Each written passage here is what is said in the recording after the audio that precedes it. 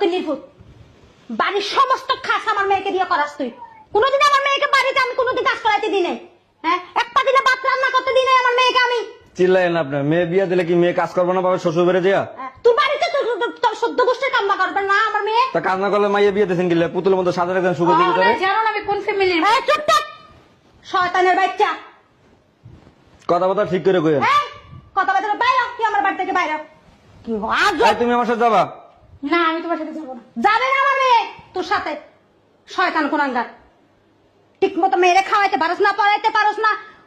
কি আর বলবো, মেয়েটারে সুন্দর মতো একটু কথাও বলতে দেয় না, একটা মোবাইলে ইউজ করতে দেয় না। মাসে এক মোবাইল ইউজ করবো আর রাত্রিরে বই বই চেটিং করবো ঘুম থুইয়া। হ্যাঁ, এই তোর সেটিং তুই দেখ, তোর কতদিন আমি তোমার সাথে যাবো। জবের থেকে প্রতি মাসে 1 লাখ টাকা ইনকাম করতে পারবে, ওর থেকে যাবো। এই চুপ থাক। দেবো না, তোমার বাপে আরেক জায়গায় নিয়ে আরেক জায়গায় তোমার মা এক জায়গায় যে তোমার কোরনামি করে আনছে না, আর আরেক জায়গায় বিয়া দেবো, ওই যে বিদেশি বলার লাগে এই টাকা দিব। কথা বলো। এই চুপ থাক। এসে তোর বাচ্চা বাইরে বাইরে তুই আমার বাইরে যাইতেছি। তুই আমার এত অপমান করে এনে থাকে মনে খারাই খারাই আমি। শয়তান বাচ্চা ফকিন্নির ভূত, নাই কোনো যোগ্যতা নাই কোনো কিছু। কি একটা আজব একটা পাগলের বিয়ে দিলাম আমার মেয়েটা। ঘর জামাই থাকবো নাকি এটা জি? থাকবো। না থাকলে আপনার নাই। মায়ের আরে বর্তমানে আগে কি আমার করবো কথা আমি? শুনেন, আপনার মায়ের সুগজ আছে না ঘরের ভিতরে, সুগজের ভিতরে সুন্দর করে সাজাই রাখবেন। আর সকালবেলা আর বিকেল বেলা, সকালে রাত্রে বিজয় বিজয় পানি খাবেন। এই, মাথার উপর তুলে রাখবো। শরীরে কোন রাখবো, রোগ বেলা থাকলে ভালোই এই যাবো। শয়তানের বাচ্চা কথা কম কর। মাথার উপর তুলে রাখবো আমার মাইয়ারে আমি। রাখেন আপনার মায়ের মাথার উপর তুলে। আমার মাইয়া জমিদারের মাইয়া, বুঝছস? শয়তানের কোন বাচ্চা। জমিতে দেখতেই তো বলতেছি। কত বড় সাহস দেখছিস? ঠিক মতো কথা বলো আমার সাথে এই চুপ থাক। একদম। এই আপনার কারণে আপনার মায়ের নষ্ট হয়েছে। এই, আমার মেয়ে নষ্ট হয় নাই, আমার মেয়ে আমার মতো হবে।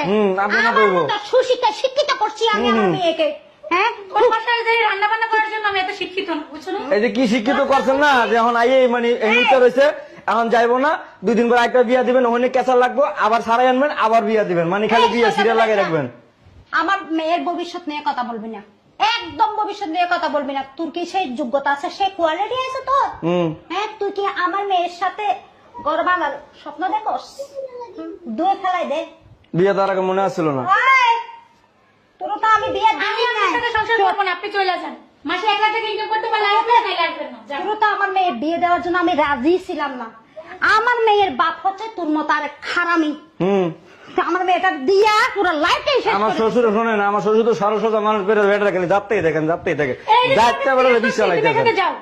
এই শয়তানের বাচ্চা বাইরে। আপু বসো তো তুমি। যাইতেছি। তুমি মনে রাখো, তুমি আমার চোখের সামনে কোনোদিন আর যাইবে না। এই তুই আমার 30 সীমানায় আসবি না। আসবো না আপনার বাড়িতে কোনোদিন আর। 30 আপনার মাইয়ের আপনি যাই খা দিয়েন। প্রয়োজনে আমার মেয়েকে হ্যাঁ। মাথার উপরে মাথার উপর না, কোলে লইয়া থাকেন সারাদিন 24 ঘন্টা। এই যে বেরো তো বেরো। বাইরে 30 সীমানায় কিন্তু আমার এখানে আসবি না। এই কবর